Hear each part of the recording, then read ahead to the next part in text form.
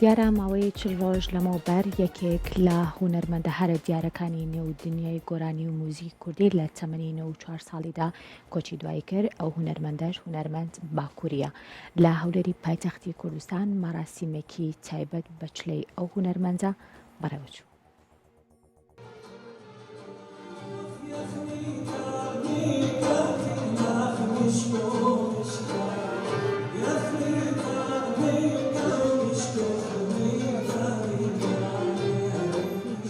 ڕۆشنبیری و هونەری سریانی بامانگی لەگەڵ بەڕێوەبەتی گشتی ڕۆشنبیری و هونەری هەولێر ڕێوڕسمێکی بۆ چلەی ژیان ئاوایی هونەرمەندی گۆرانی و موزیکی مامۆستای باکووری ڕێخست کە ژمارێک لە هونەرمەندان و کەسوکاری هونەرمەند باکووری ئامادەبوون و تیپی مۆسیقای باوەجی کۆیە کە لەلایەن هونەرمەند باکووریەوە دامەزراوە بە چەند پارچە موزیک گۆرانیەک هونەرمەند باکووری لە مەراسیمەکە بەشدار بوون.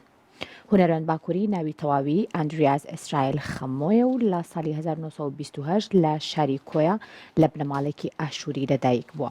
باکووری لە ساڵی 1952 دەستی بە گۆرانی وتن کردو و خاوەنی چەندین گۆرانی و ئاوازی ڕەسەنە بە هەردوو زمانی کوردی و سریانی. لە ساڵی 1957 لەگەڵ ژمارەیەک هونەرمەندی شاری کۆیە تیپی مۆسیقای باوەجیان لە کۆیە دامەزراندووە. مامۆستا باکووری 40 ڕۆژ لەمەوبەر لە تەمەنی 94 ساڵیدا لە شاری هەولێر کۆچی دوایی کرد.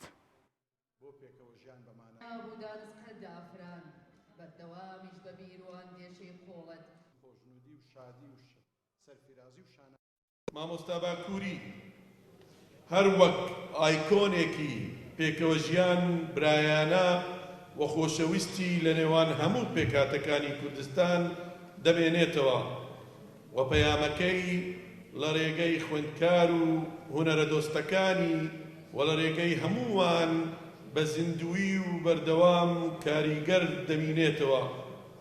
بۆیە ئەڵێین پێکەوە ژیان ڕێبازی خەڵکی کوردستانە بە هەموو نەتەوەکان.